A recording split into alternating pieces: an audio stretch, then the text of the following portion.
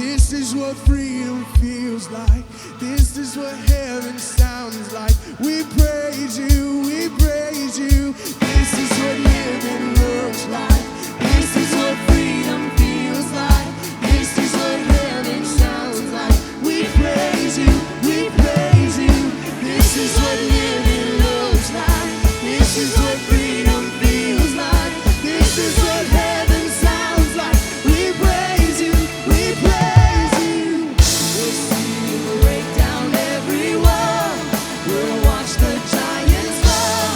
We cannot survive when we praise you. The God of breakthroughs on our side. Forever lift him high. With all creation cry, God, we praise you. We'll see you break down every wall. We'll watch the giants fall. We cannot survive when we praise you. The God of breakthroughs on our side. Forever lift him high. With all creation cry, God, we praise you. Oh, we praise you. Oh, we praise you. Oh, we praise you. Oh, we praise you.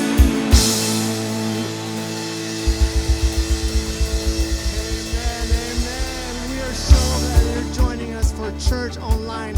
We are Crosspoint and we're glad that you're tuning in today. We would love to connect with you and know who you are. So we ask that you text eConnect to 555-888. Again, it's eConnect to 555-888 and let us know who you are.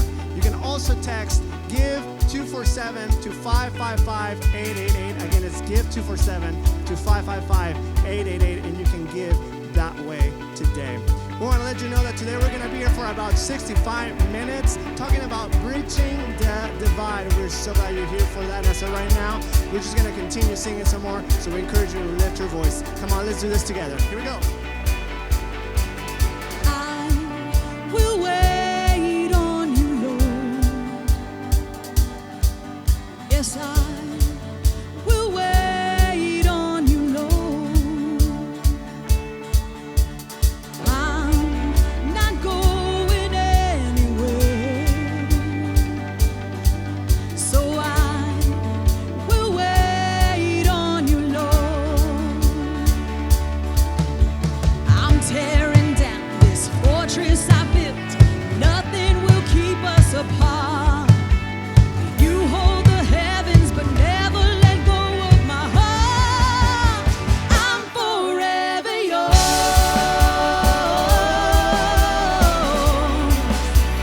I'm forever yours.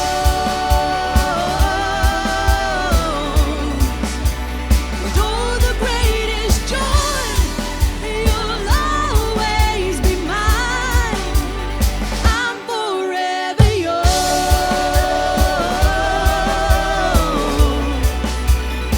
I'm forever yours.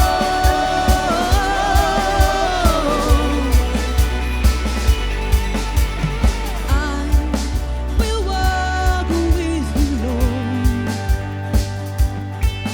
Yes, I will walk with you, Lord. Wherever you go, I'll always follow. So I will walk with you, Lord. I'm tearing down this fortress I built. Nothing will keep us apart. You hold the heavens, but never let go of my heart. I'm forever yours.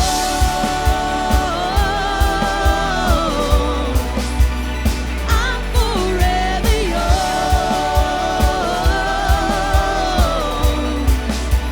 And oh, the greatest joy, you'll always be mine. I'm forever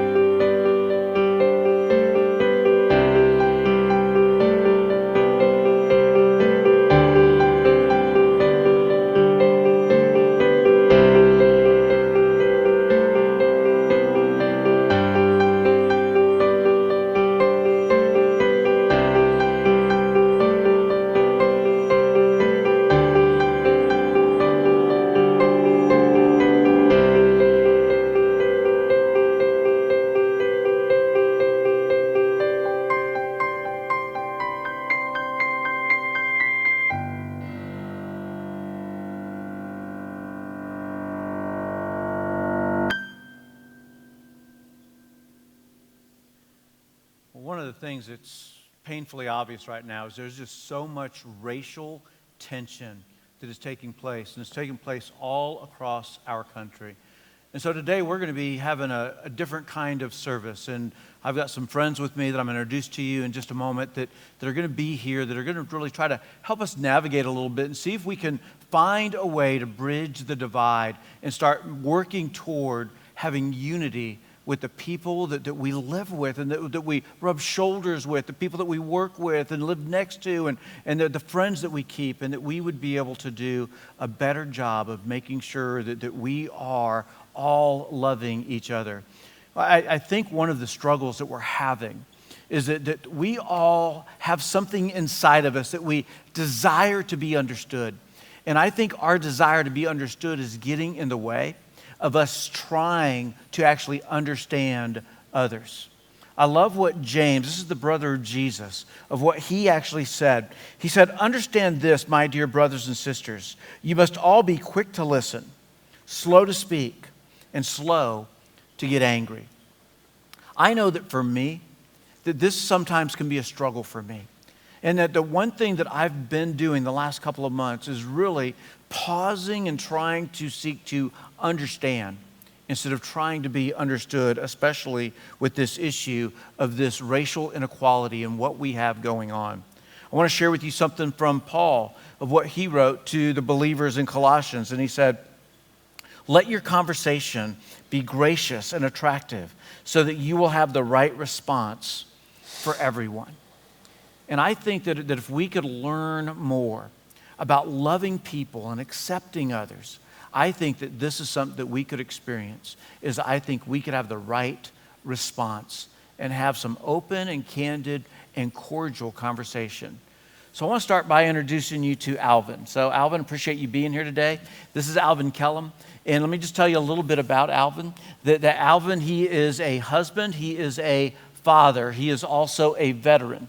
He is also somebody who works for our New Braunfels food bank. And so he is somebody that also volunteers here at Crosspoint.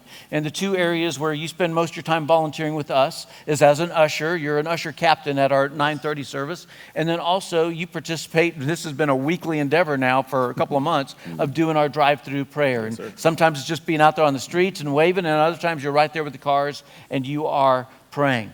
But something else I want you to know about Alvin. Alvin actually spent some time growing up in our community. And so he grew up in our community some before he joined the Air Force, and then he went off, but he has come back. And not only did he serve in the military, his father served in the Army for 16 years, and then your father served as a San Antonio police officer, SAPD, and he did that for 20 years. Yes. And so I'm really thrilled that Alvin is here and he's going to be sharing this time with us. I also want to introduce you to Sheldon. And so Sheldon's another friend of mine, and Sheldon also has kind of some similar stories here, that you are a husband, you are a father, you are a veteran, that you have all three of those in common, that you're also an entrepreneur, and that you also work in construction management more as your day job of what you're doing there. Yeah. And but you not only do all of those endeavors, but you also spend your time volunteering here at Crosspoint as well. Yeah. And you volunteer in a couple of key areas for us that I just want to kind of highlight. And one of those areas is that you're on our board of directors, and so you serve there. And then also you serve in a way that you go to our next steps area, so people either before service or after service, and they're looking for what their next step might be, that you help with them there. Yes. Now, something else that you should know about Sheldon is Sheldon's an immigrant. That at age 14, you moved here from Jamaica, here as in the States, but you moved to Brooklyn, New York. Yes. And so you grew up there before you went and joined the Navy, and then it took you around and you've landed back here in South Texas. So that is just a little quick intro on each of these guys. And so I just want to say a prayer together before we get started on this, and we're just going to ask some questions and get some perspectives from you guys. So thanks for being here. Heavenly Father, as we just spend these next moments together, I pray that you would just help each of us to represent you well. God, that you would be the one, because each one of us here, we have a desire to love you and to love people. And God, I thank you for the faith that we all have in common. And I pray that you would just take this time, and I pray even where there's some of us that we might have a different opinion, because all of us are going to have different opinions at some point. I pray that we would have an open heart and that we would be willing to hear from each other of where we stand with certain things and help us to have a greater understanding. Jesus, it's in your name we pray. Amen. Amen. All right, so I'm going to ask a few questions here. And as I ask these questions, it's not a predetermined who's going to be answering. And so we're just going to be asking them and let these guys chime in and share some thoughts with us. So here's my first question. What are some cautions that each of you guys, whether it's you or somebody in your family, that you feel like you have to take, either because there is this prejudice that's out there, or if it's just because of there's some profiling taking place and you feel like because of one or both of those that there's some cautions either you or somebody in your family have to take? Personally, one of the realizations I came to in my life is when I saw my oldest son growing up, Shadane, and he's just to give you some perspective. Here's a guy that plays football. He's 6 foot, almost 6'4", 250 pounds, young man, but he's a big teddy bear. I mean, Right. So many people around here know him. I mean, just an awesome young man. And I remember him growing up, and I began to teach him to drive. And you know, I see his hair, growing, and he's got his beard coming in. And for me, while I resisted this notion for a while, I had to have what we call a talk. Really, and that talk is in a African American's home. When your son is growing up, you really have a conversation with him about how do you approach situations when you're pulled over by, police. And whether it's right, wrong, or indifferent, and I honestly believe that a lot and majority of officers are great people. But there is that small section that I think that if my son ever had an interaction that, somebody maybe misunderstood him, because he's an emotional person, I wanted him to understand how to handle that type of situation. And I think, back to your question, those prejudices that we face would inform us and allow us to have that kind of conversation. And I don't think that's a conversation we need to necessarily be having. And I think we, as human beings in America, need to have that conversation among ourselves. So with that conversation, what are some of those things that you would tell Shadane that you felt like, hey, you need to be aware, you need to be alert, here's things that I need you to do? What are some of those things that you share? Yeah, they're simple things. Whenever you're approached by an officer, first be respectful. Roll your windows down. Keep your hands on the steering wheel. No sudden movements. If you're asked to provide your ID and insurance, you provide those documents. And you use respectful terms. Yes, sir. No, sir. Yes, ma'am. No, ma'am. Right? Make it as simple as possible. Don't give any reason for anything to be misunderstood or misconstrued.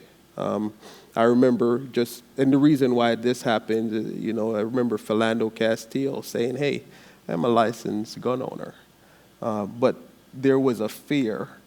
And I think the cop said, I kind of reacted because I thought he was reaching for something. And I think in our community we hear that, you're reaching for something, but we think that there's a fear there. That we really need to address that. But that's the type of conversation that I typically have, that I have to have with my sons anyways. My wife has what I deem a bad habit of going into the store and like opening packages and that sort of thing, because she wants to make sure that what she's getting is the right thing. Being a black man, that to me, growing up, it was like a huge no-no. We weren't allowed to touch boxes when we were in the store unless you're gonna pick something up and put it in the cart and make sure it's getting paid for. Don't touch it. Don't mess with it. Don't let anybody see you fiddling with tags. I was an adult. I was probably 25 before I stepped foot into a fitting room, because I didn't, because the fear that someone would misconstrue something that I was trying to do or trying to look at.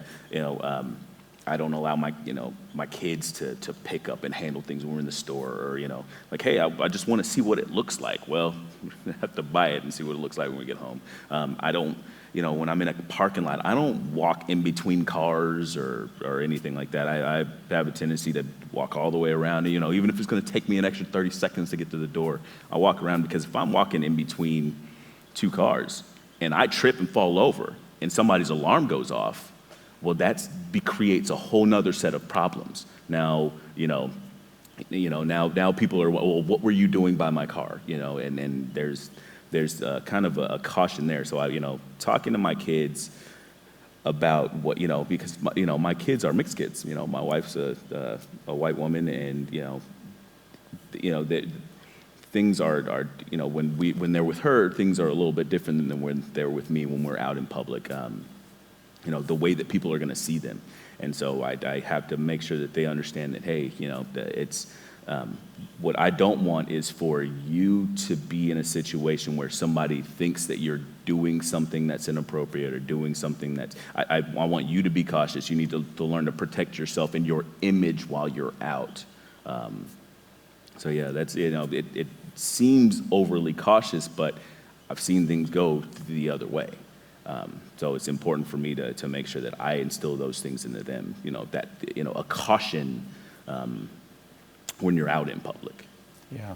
And I'd say for me, that's probably one of the more eye-opener things for me recently, is finding out that there does seem to be a lot of caution that's needing to be exercised when it comes to being a black person, and when there is a police interaction, and not even necessarily thinking all police are corrupt, but just that having to be cautious, not moving quickly, moving slow, hands on a steering wheel when they even walk up, and just those kinds of things for me.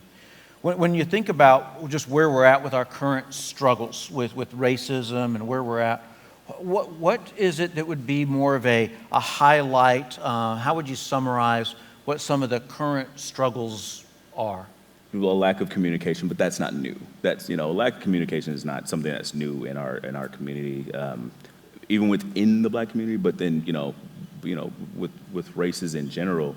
I think that sometimes we have a tendency to be insular, and the conversations that we have around race and racial inequalities and racism, those things end up being in-house conversations that we have rather than with each other. We don't have those conversations with each other because they're hard and they're uncomfortable. And so we get to a place where, I have my white friends who misunderstand whenever we do a topic of race comes up. There's a tendency to want to flee from that conversation. But we need to have them. We need to have those. We need to be open and we need to be honest with each other, and not just have it. Where I talk about it at my house with my kids, with my family, but we're not talking about it in the broader space, if that makes sense.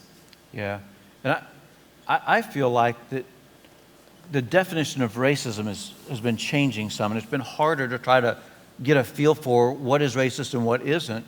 And I know one of the conversations I've had before has come up that's been more of there's a sense of accidental racism. Somebody's not even trying to be a racist, but it comes across as racist. Yeah, and I think that sometimes people, one of the things that I always think is strange is I'll come into a room and people don't realize, they're talking about music. I'll just use that as an example, and they're talking about country music or what have you, and then I come into a room and then all of a sudden now we got to talk about all of the all the soul music and the hip hop music that we listen to and all that other thing. Like people, I'm from here, I like country music too, I'm just like everybody else is from around here. So just the idea that because the black guy's around, now we have to shift what we're talking about. We can't, we have to be overly cautious about some of the things that we say. And, of course we want people to be respectful about whatever they say, but, we can't have that kind of discussion because there's a black person around or those kind of things, which I think are unnecessary. Right. When people don't realize that the racism part of it, the racist part of it, I guess for lack of a better term, is the fact that I'm being treated differently because of what I look like, whether even if it's quote unquote harmless. So I think that can be problematic. Okay. Yeah. Let me ask this, taking a look at history, when you think about the whole historical context, what do you think has brought the racial divide? So when I think of history, and this is a part I really like to talk about, and really, because I think it's an eye-opener. When you have slavery that leads into something like Jim Crow in the South, and then leads into segregationist ideas that ultimately leads into institutional racism and then into mass incarceration. What you have is a programming of sorts, and the information that's being received is that I'm different or that I'm inferior, right? I'm black. So obviously we're not living in the 1960s, but just because 1964 created some legislation in 65 didn't mean everything just dissipated, right? What African Americans see is that it went into institutions, whether it's your businesses, into corporations, into government institutions.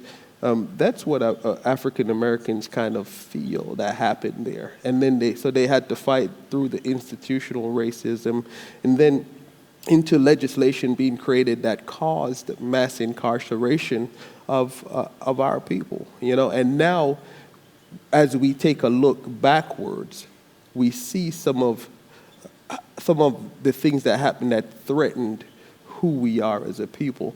And while today we are experiencing tremendous success, I don't want to minimize that at all. We are experiencing tremendous success. I look at my own story today, being a middle-class man. That's fantastic. And I think we all can get here. But I applaud Alvin for talking earlier about dialogue, right? Mm-hmm. We have to communicate, just like we're doing right now.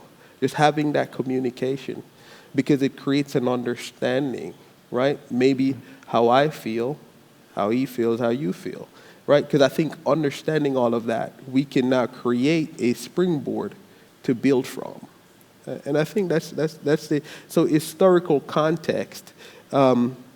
While we've seen a lot of traction, the historical context is significant. Now, let's not focus too heavily on it, because we don't want to keep staring in the rearview mirror, but we do want to look at it for context to how we got here. Yeah, it makes sense?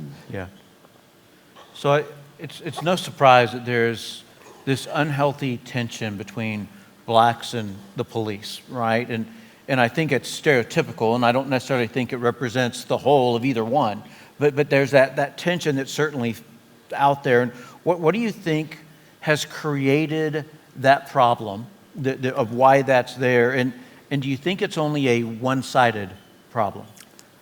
Okay, so being the son of a police officer, for 20 years, that's what he did. I grew up around the police and around that environment and the camaraderie that goes with that.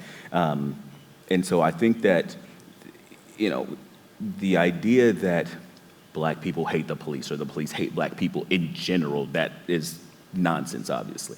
But I think that the reason why there's so much tension is because there has been historically some issues where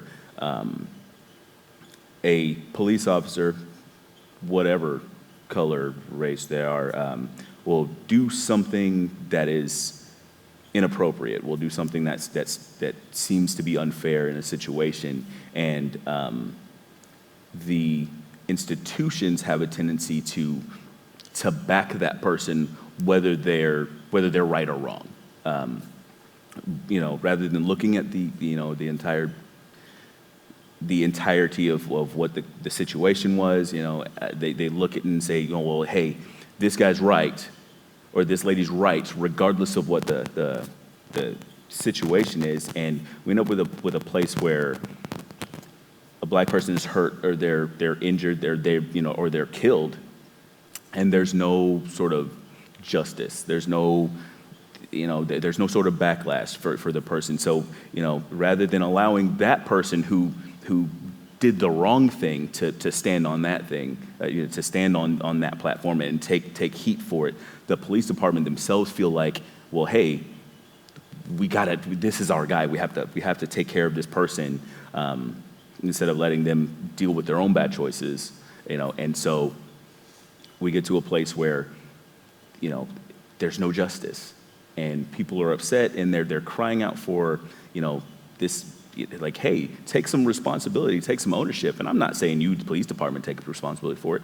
Allow this person who did this thing, this individual who did their thing their way, take responsibility for their own actions, right or wrong. And, that way we know that the police department as a whole is here for us. This person, in the course of their duty, committed a crime or did something that was wrong. So we know that now this is a way that the police department is showing that they care about us. They care about us because we are part of the community as well. Okay. What are your thoughts, Sheldon? I have a deep appreciation for the police. In general, my interactions have been fantastic in general. I can think of maybe twice in my life where I felt like it may have been beyond what should have been done, but nothing that I thought was so negative. One of the things we have to recognize is that the police is here to protect and serve. At the core of who they are, they're here to protect us, protect the community, right? And they respond to calls, obviously, based on the situation. I think for us to use some broad brush and paint police, I think is inappropriate. I would never suggest that should happen. I think what should happen, though, is if there's some bad actors, that the police departments do have to point to that and say, we are not going to tolerate the bad actors. Sure. Because we used to say in Jamaica, one bad apple spoils the whole bunch. So we have to identify that one bad apple and say, hey, that's not what we're about. Okay? The citizens depend on us. If we have suspicious things happening, we're going to address it, right? That's what they're here for. So if they're going to address suspicious things, you need to make sure you're not acting suspiciously. But at the same time, I think most police really want to do a good job, and they have families just like you and I, and they want to go home to their families at the end of their workday, just like anybody else. So when I think about that, I think we ought to cheer on our police and stand by them. And I think the argument that cops are somehow bad is ill-guided. So what about the whole defund the police? Where are you at on that? I want that when I call the police that they come, I want their job is to protect and serve us, and they do it well. In general, all the interactions that I've ever had with the police have been positive. I've never felt threatened. I've never felt like I needed to be afraid in any sort of way. I haven't had that. But I also know that my experience is not everyone's experience, so I can't speak for everyone. But the idea that we need to defund the police or we have to start from scratch. Well, the problem with that is that when you have the people who've been doing a job and they've been doing it well, and you take all of those people away, and let's say we start from scratch with a bunch of new people, well, in any industry, that industry is going to suffer. And so I think that if the issue is a training problem, then we don't need to be taking money away. We need to be adding money to the police so that they can get the necessary training. If it's an insensitivity training, or if it's profiling or race relations, or whatever that happens to be, let's get that training to them. Let's get the money for them that they're going to have so that they can have a great vetting process, so that we can find out where are the, like Sheldon said, where are those bad apples, those ones that we need to maybe shift away from what we do. like the idea isn't to get rid of the police. You know, we need the police. We need them here. I need the police to, if someone breaks into my house, I need to be able to call them and feel safe knowing that when they come to my house, I won't be one of the suspects, you know, and I need that. I need them to be here. You know, and all the police that I know are great people. They just want to go home to their families. They want to protect. They want to do the best job they can. They took the job because they want to help people. And it's, you know, I think they've gotten a bad rap because there have been a few people, just like in any industry, there have been a few people who are taking their own personal platforms and they're misusing it. So yeah, no, the police being defunded doesn't do us any good. What are your thoughts, Sheldon? So I'm actually looking for active ways to give funds, my personal funds, to support the police. I think we ought to support the police, and I think if we as a people did that, I think we'd probably gain more out of that synergy between our community and the police than anything else. I do want to just talk about maybe the historical context of this, though. One of the issues, and while it's not the issue today, I do want to say that historically, the police has been used in a negative way against African Americans. So how you get segregation is by creating laws and then enforcing those laws with law enforcement, right? So that distrust is carried over and over, right? How you were able to do Jim Crow or how you were able to do any type of thing in a negative way to African Americans and enforce it would be through using the police. And even if you didn't use the police, there were times when they turned a blind eye when something negative happened to a black person, right? And obviously this is not today. I'm talking about historically. I think once we got to a place where we started making strides, we didn't have the open conversation. So unless we have the open conversation and say, hey, today that's not the case, unless we have that open conversation, say, hey, that was totally wrong, and I want you all to, you know what I mean? But that conversation just needs to happen. And it can happen just with one or two people, just as we interact with the world every day, right? We see a lot of officers making those strides. They're going into communities and trying to do things so that the community understand that we're here for you, right? So we see officers in police departments doing that. We also see communities in some ways doing that as well. So I see people trying to do that, but we just need to do more of it, and we need to continue to do more of it. So, Well, which leads me to, besides that, what do you think could be done to help bring about a healthy change? And not just from police, but just racism as a whole and just the tension that we're dealing with. What are some things that could be done? This is what we need to do. We need to have more conversations, and it needs to be less insular and more outward. We need to go seek out the opportunities to speak to other people and to understand and what don't you get about my position so that I can make sure that I'm clear, or, hey, you said something I wasn't really, I didn't understand, or, maybe I was upset with it first, but, maybe I need to listen, take some time to talk to you so that I can understand where you're coming from more. We need to do that, and it needs to be not just a big forum like this, but it also needs to be the smaller things, our neighbors, our coworkers, sure.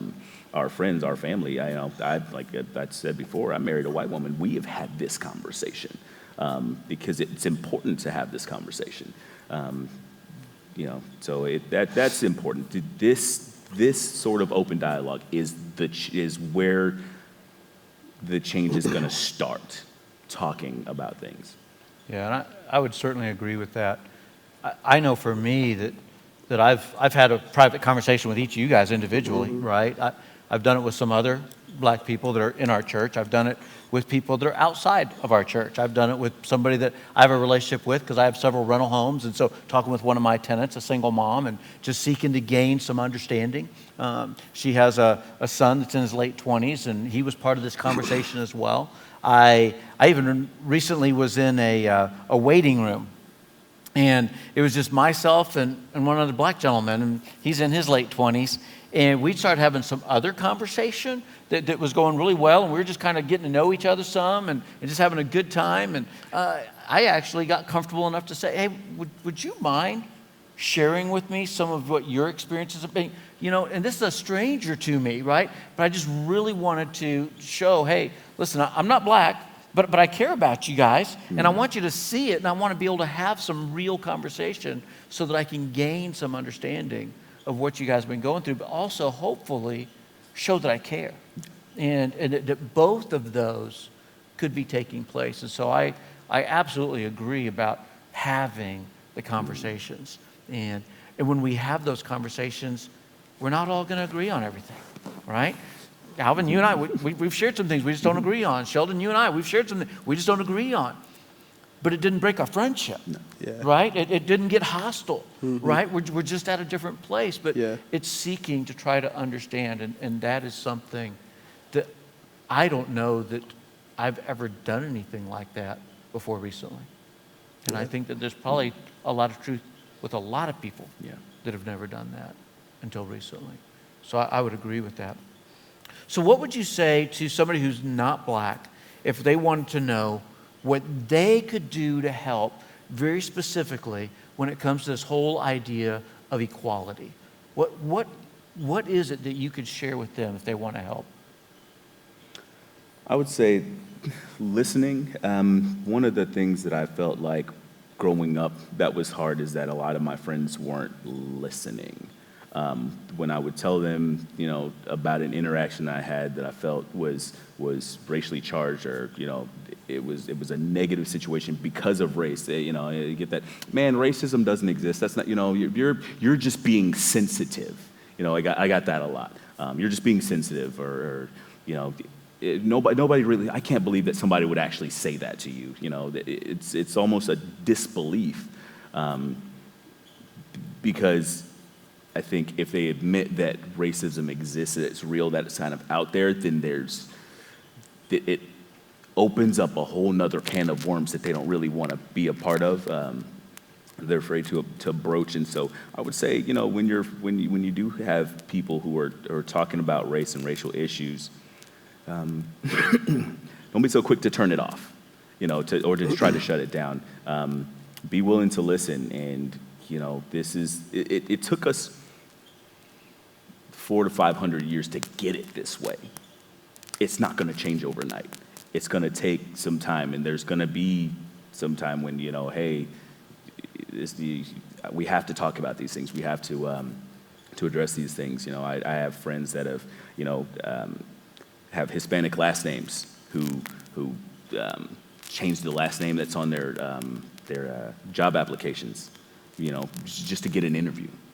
I've had friends who have, had phone conversations, phone interviews, or what have you, and then they go in for the actual interview, and they say it's visibly shocking to the person to see that they're black or they're Hispanic or what have you. So when your friends are talking about these things, definitely listen, and know that they exist and they're real.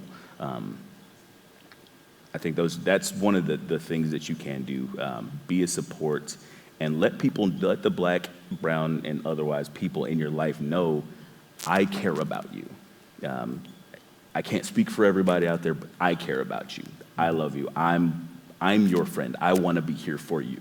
Whatever it takes, whatever you need, I want to be here to be a support for you because you're my friend, you're my brother, you're my sister, whatever that is.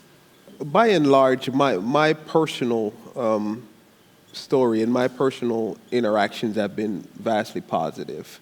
And that's with all races. It doesn't matter where I'm at. I don't know if it's because of who I am as a person, because I'm more welcoming and I try to listen a lot, and I really try to engage. Good looking you are.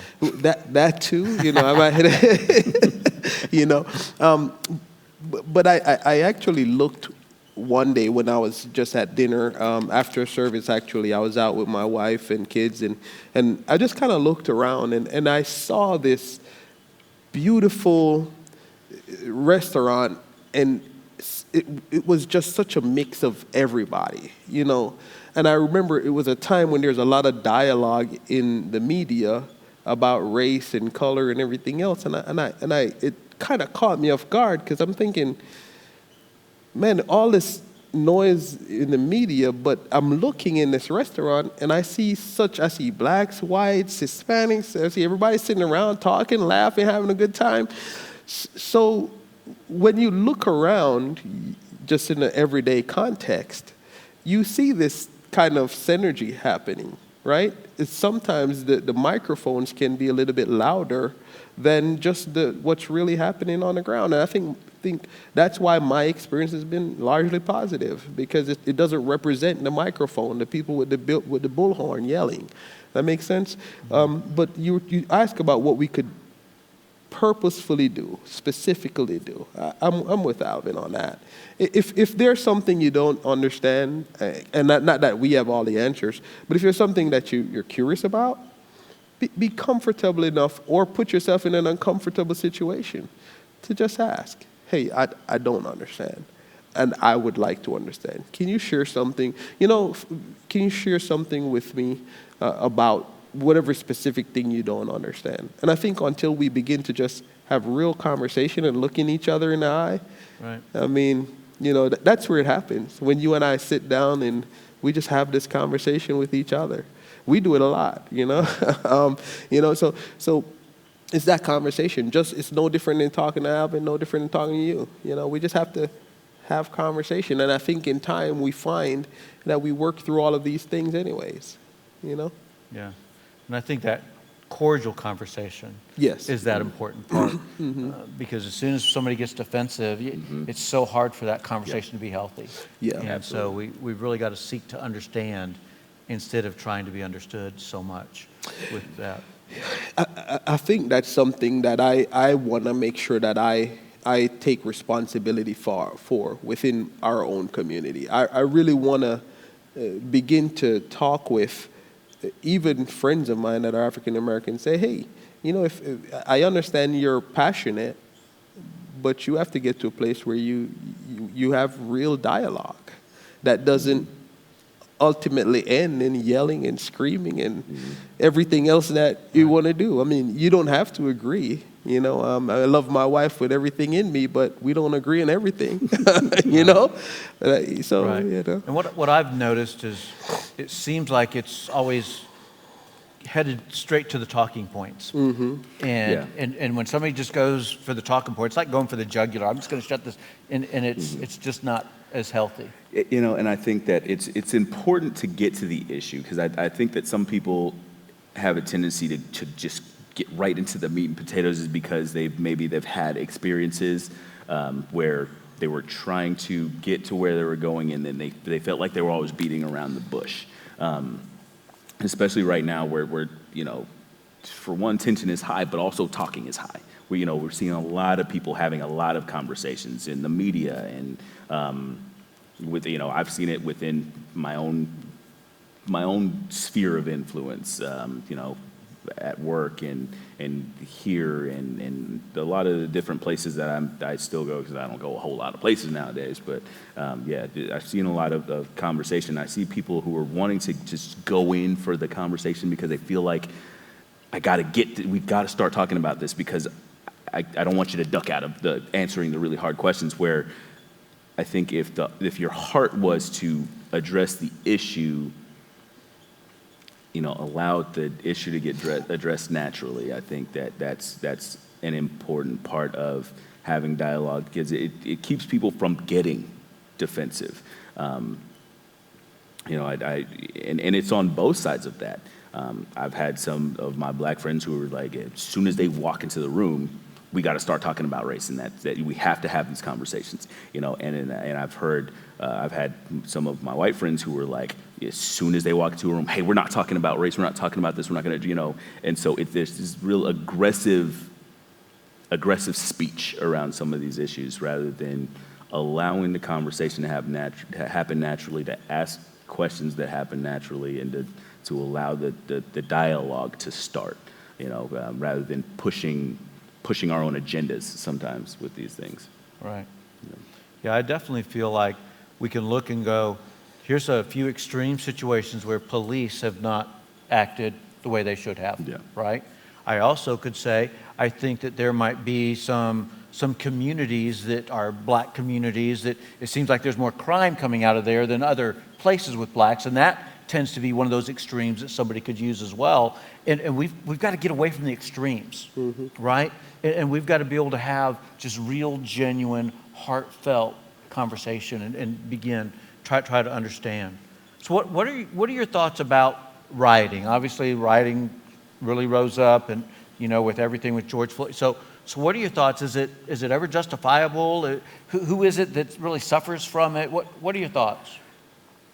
Rioting is never okay, but I will say Martin Luther King Jr. said that rioting is the language of the unheard. It's a quote, and I've heard it a lot recently, something I'd heard before, but I think a lot of people are just now hearing it for the first time. And I think that I don't condone rioting, and I don't believe that most of the people that I've come in contact with, most of the black people that I come in contact with, are for rioting. Seeing people lose their businesses and lose their livelihoods. Most of the people I've talked to, they're not for that. Sure. Peaceful protest is what people were after, and I think that at some point, you have people who have bad intent, who come in to, I think it was Paul who put it, these bad people who come into your love feast is kind of a term that was used. These people with bad intent come into a place where you're trying to be peaceful, you're trying to, to protest in a way that's positive, that creates real change, and you have a few that come in and start the ball rolling with something more sinister. And it's really easy to turn a peaceful gathering into something sinister. And it doesn't take a lot, and it doesn't take a lot of people. It only takes a few knuckleheads to change the entire narrative around what was otherwise a peaceful situation. 99% of the rest of this was peaceful, but this 1% that's down here is what got all of the media attention. This is what got all of the news. This is what got all of it because of rioting. So sometimes we have a tendency to let rioting and protest become synonymous when they're not. And so rioting is it's unjustifiable. There's no reason for it.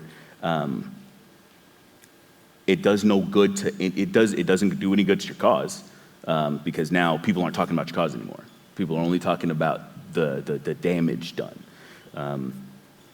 And it's just like our moms used to tell us, like it's when you hit back that starts the fight. That's when it becomes a fight, is when you hit back. Right. And so I think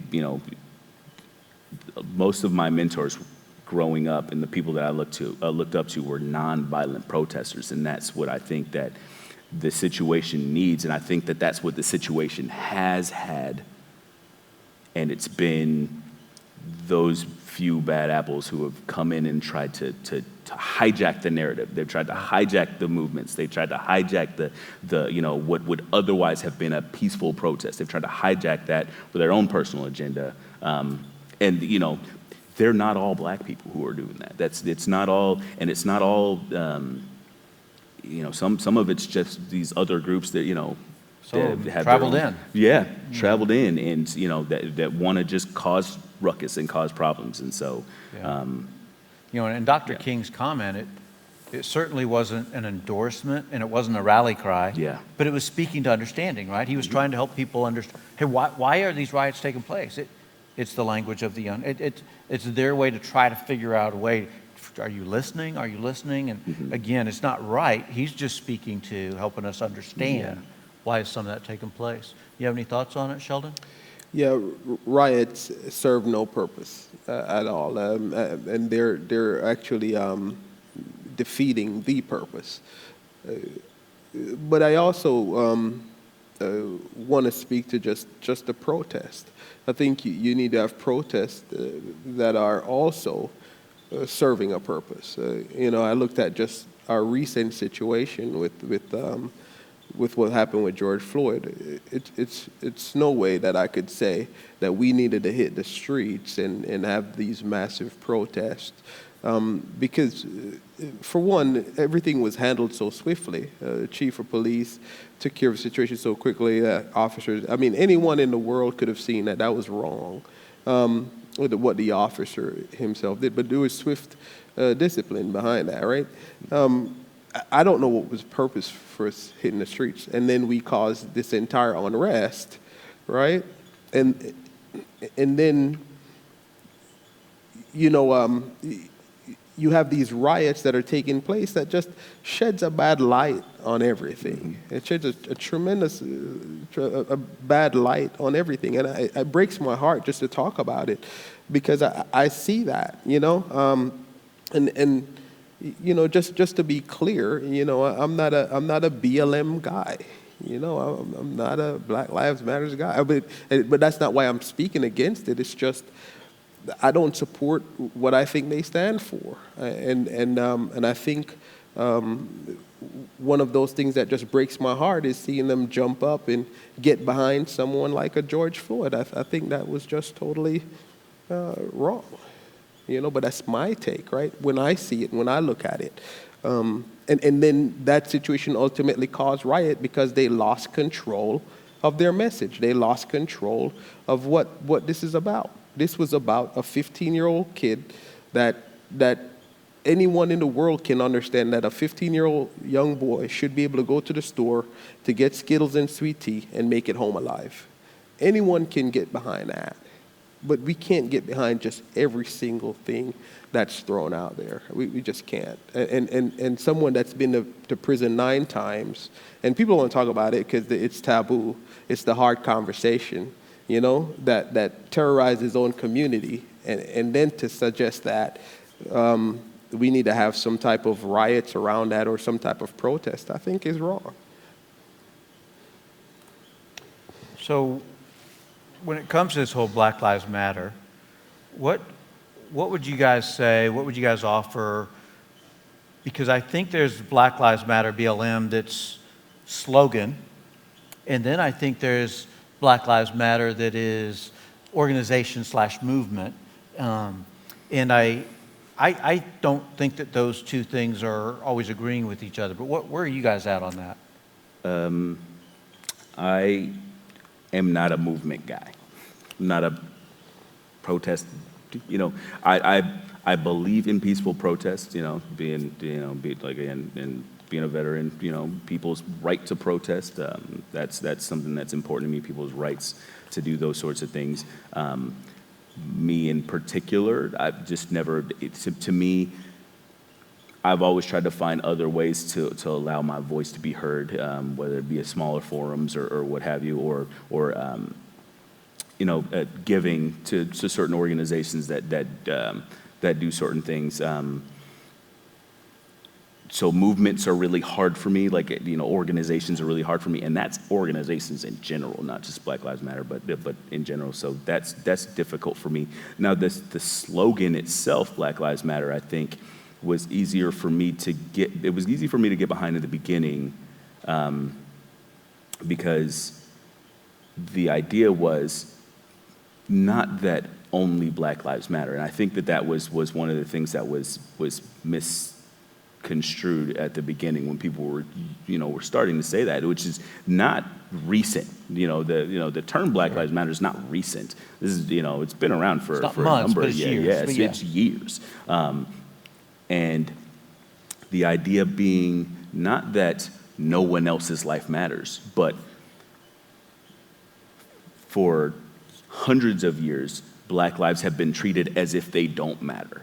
We had, during, the war for independence, we had slave owners talking about freedom. And so, and so the idea of freedom including everyone, including the Black lives, that has not really been a thing for a long time. So so when people were saying Black Lives Matter, they were meaning Black Lives Matter too.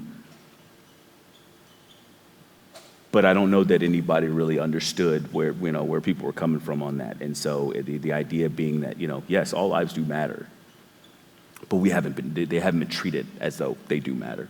And so, people are just wanting to cry out and say, I care, I matter. What about me? What about my life? My life isn't treated as if it matters. How come we rally around so many other things, but what about me? What about my community? What about my children? What about my Trayvon Martin who goes to the store and loses his life on the way back? What about my Ahmaud Arbery who's running in a neighborhood, that's and minding his own business? What about that life that was supposed to matter that didn't seem to matter? As far as movements go, like my own personal feelings, that's just not me. I'm not a movement guy, so it's hard for me to understand. And I purposefully stay away from certain organizations because I don't want to be drawn into whatever their narrative is, whatever it happens to be. Politically, I'm an independent because I don't care what the narrative is for Republicans or for Democrats. I'm going to vote for the person that I think embodies the issues that I stand for. Sometimes that's a Republican, sometimes that's a Democrat, sometimes a Green Party or whatever, whatever it happens to be, or no party at all. And to me, one of the biggest issues is that we tend to put people in a box and say, you have to be in this box. You have to be a Republican. And if you are a Republican, that means you have to stand for all of these things that they stand for. If you're a Democrat, you have to be in this box and you have to stand for all of these things that they stand for. And it's the same thing with, the Black Lives Matter as an organization. You have to be in here. You have to stand for all of these things where, that I don't think that that's absolutely necessary. I think that people should learn to think for themselves and not allow organizations to do their thinking for them. Black lives do matter. We do need to say that. I feel like it does need to be said as a slogan, where the organization, I don't know much about them. I can absolutely say as a phrase, as a term, Black lives do matter. As far as organization, the organization itself have gotten too many steps away from initially standing up for a young boy who went to the store to get Skittles and sweet tea and didn't make it home, right? So that was the initial cause, right? So, but they've gotten into so many areas of life that don't apply to me as a Christian man, right? As you go through their mission statement, they're talking about transgender, cisgender, and it's this going away from the nuclear family, and so just these things. I just cannot get behind this as a movement, and it's funny because every time I have this conversation with friends that do support Black Lives Matter, and I say, hey, can we just pull this up and let you read this? And the moment they start reading, they're like, oh. They start taking steps away from that because they recognize that if you're going to destroy that's like the destruction of the Black family, which is what made us strong in the 60s and 70s and 80s, is the family structure. And that it's not a coincidence that it made us strong. It's because it's biblical. That's why it made us strong. You see what I'm saying? So they're taking so many steps away from that and lifting up all these other ideas that are so far away from anything biblical. I can't support that. I'm sorry. Yeah, and I think what's unfortunate is that's become a very difficult thing for somebody, like me. I'm not Black, right? I'm conservative, and I understand these pieces that you're talking about, that is all part of their mission that they're after.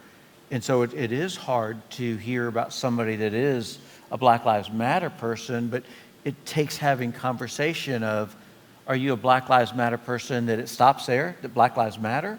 Or are you a Black Lives Matter organization person that has all these other agenda pieces of all these other things that you want to attack that certainly go against a Christian worldview, right? And so that's that difficult. So I think, again, it's going to take having more conversation. You know, I've heard from a few different people letting them know what we were going to be doing today, that they were just like going, I don't know about that. I'm not comfortable with that. I don't like that, because they can only connect BLM, Black Lives Matter, is the only way that can be used is if it's part of the organization. And we've got to begin to understand, but then there becomes a responsibility for people to be sharing where are they at with that. And so I do think when somebody is trumpeting Black Lives Matter, that they have a responsibility to share, well, what do you mean by that? To be able to have healthy conversation. Yeah, and Will, I can say that there are other organizations that more closely align with myself as a Christian person, that I can support, that is actually making strides in these type of conversations. I think of Be the Bridge, a fantastic organization, and that their whole thing is dialogue. We talked about that. If we can just have dialogue, then we can get there. Right. So. Well, here's the last question. What do you hope will be accomplished through this conversation?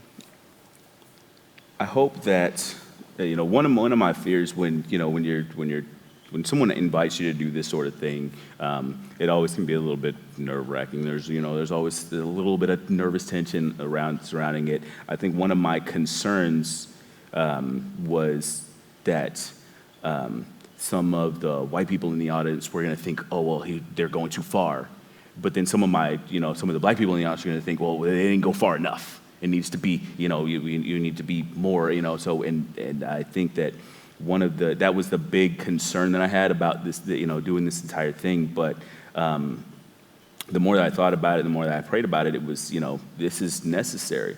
What I hope comes out of this is that people will see that Black people are just people. Asian people are just people. Hispanic people are just people. White people are just people. And so because of that, we have to stop, allowing stereotypes. We have to stop allowing history, for one, to tell us what a person is, who they are, but because of what they look like. We have to stop letting the broader narrative, we have to stop letting politics tell us who people are. We have to stop letting socioeconomical, structures tell us what people are, who they are, and really talk to people. I hope that this gives us an opportunity to look at our neighbors and say, hey, you know what? I don't know much about you, but I'd like to. I'd like to know more. I'd like to understand a bit more about what where you are in life. Sheldon and I, having talked offline, I feel confident in saying that we feel like our experience is not everybody's experience. So don't come to this forum and hear us talk and think that what we're saying is that my experience is every Black person's experience. I know people who've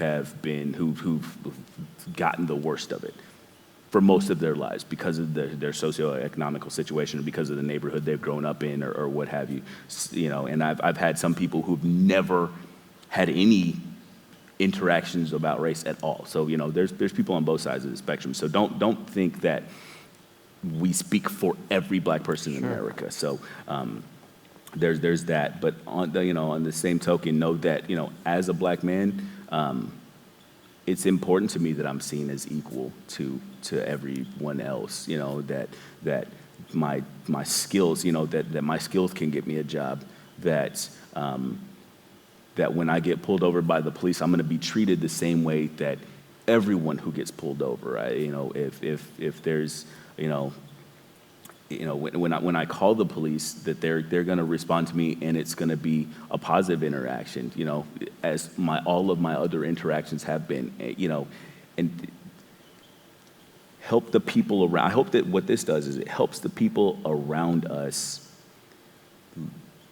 have a heart and a desire to let you know, I care about you. I care about you. If nobody else does, I do. I care about what you're going through. I care about you and your life experiences. I care about you, and I care about diversity and you being who you are, and trying to understand that a little bit better. That I think that's the big thing that I hope comes out of this, is that we all want to know more about each other, and we want to let each other know, I love you, I care about you. We are all part of one flock. No part of it is any more important than any other. Action speaks louder than words. I would pray that the viewers, people who see this, would see this type of forum and say, I can have that similar conversation with someone that's different than I am. Or have a conversation that is like this with someone that is different than I am. And I think by us doing this, I hope that's a takeaway. Like, man, I ought to do that. I ought to try that, so that we can work on bridging that divide. Secondly, I would say to our church family, or just to church in general, to the church in general, that we are the single organization that can have the greatest impact in this arena. Sure. Because, in Matthew, the Bible talks about the two commandments that are greatest. The one is loving the Lord thy God with all your heart, soul, and mind, and loving your neighbor as yourself. And when we get to just that simplistic view of it, we see that we can cut through the noise. We can get directly at the heart of the issue in a bold way. And then with love, just have this type of dialogue. I love you as my friend. And after this, we'll talk about any number of things, including this. But we've developed a relationship over the years. Alvin, I love to develop a relationship with you over the years. This is a type of thing that we ought to get to in America. And when we get to this, and we drown out the megaphones that's looking to benefit, then we can really begin to make some serious strides. And I think the church ultimately is the organization that can really jumpstart and get a solution to this issue. And I think that Crosspoint speaks to one of those, the diversity here. Me being an usher, I see everybody. I see every single person that walks in the door, because that's part of my job, is to, see everybody and to know everybody. And I look out and, we've got black families, we've got Hispanic families, we've got Asian families, we've got white families, we've got people, running up to hug their friends that they haven't seen in a little while. And there doesn't seem to be, these people sitting on this side of the auditorium, and these people sitting over here. Being welcomed here is important. I know, before Sheldon had spoke about feeling welcomed here at Crosspoint, and that to me was important about being here in this particular place at this particular time. Every church body, every organization that claims the name of Jesus should be looking to engage in the community. And what I don't mean by that is the black church, quote unquote, the black church having to go out and recruit a bunch of white people. That's not what I mean. What I'm talking about is to be a part of the community where, we have, where we exchange members, or we have guest speakers and that sort of thing, where we can see that the things that we do, the things that we think about, the things that are important to us institutionally, our relationship with Jesus Christ and our obligation to love one another. Because that's the way he said, that's the only way that they're going to know you're my disciples. The only way they're going to be able to identify you as my disciples is if you have love for one another. Yeah. I see that here, and it's important for this to continue, and it's important for other churches to reach out and get together and, we may gather over here most of the time, but you're still our brothers, you're still our sisters, you're still, we are a part of the same family, so I think that, Crosspoint's diversity speaks to that fact very loud, that this is important, being able to be together, to love on each other, to go out and then love on the world is important. Well, something that you guys have said over and over through this is getting conversations. And that's one of the things that I want to make sure that we're going to do. And so we normally push out questions to our journey teams, and they discuss stuff like this. And so they take whatever we're talking about on the weekend, and they use that. But I know that many people that tune in, they are not part of one of our journey teams, or they might be on a summer break with their journey team. And so if you're somebody that you're listening to this, I would encourage you to continue the conversation. And we want to try to help you continue that conversation. And you can do that by texting 555-888. You can text this keyword, Bridge Divide. And if you text that keyword, Bridge Divide, to 555-888, you're going to get the same set of questions that our journey teams are going to get so that this conversation can continue. So, guys, thank you for coming out. Thanks for doing this. Thanks for taking the risk, of just being able to say, hey, you're going to record me and my name's going to be on that, because I really appreciate your heart, your desire, and what you guys are doing to help bridge the divide, and that we've all got to be playing our part when it comes to doing this. I want to leave you guys with one last passage, and it's found in Romans chapter 12. It's in verse 18. Do all that you can to live in peace with everyone. That's an instruction that Paul gave us. Do all that you can to live in peace with everyone. And so instead of being somebody that contributes to the divide with the way that you might have a conversation with somebody about this topic, do all that you can. It's just right here, to live in peace with everyone. That's something that we've all got to do. Let's pray. God, I do pray that you would stir in each one of us individually that responsibility that we each have to love each other. And God, that you would show us where is it that we might need to adjust in the way that we're showing and expressing that we love. And that, God, that we would do that. We would do it with all of our heart, the way that we are called to love you, that we would love each other. Jesus, it's in your name we pray. Amen.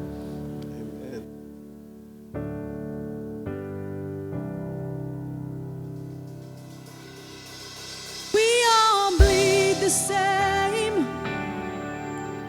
We're more beautiful when we come together. We all bleed the same. So tell me why we're divided. Woke up today, another headline, another innocent life is taken in the name of hatred.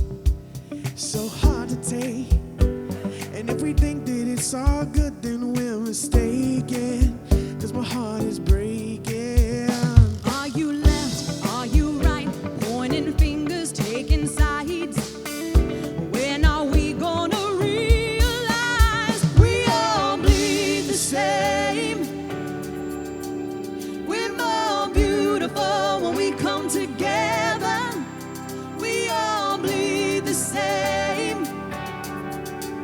So tell me why we're divided. If we're gonna fight, let's fight for each other. If we're gonna shout, let love be our cry. We all bleed the same. So tell me why we're divided. Who are we to judge someone by the kind of clothes they're wearing or the color of their skin? Are you black? Are you white? Aren't we all the same inside? Father, open our eyes to see we all bleed the same.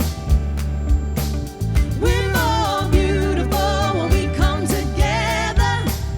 We all bleed the same. So tell me why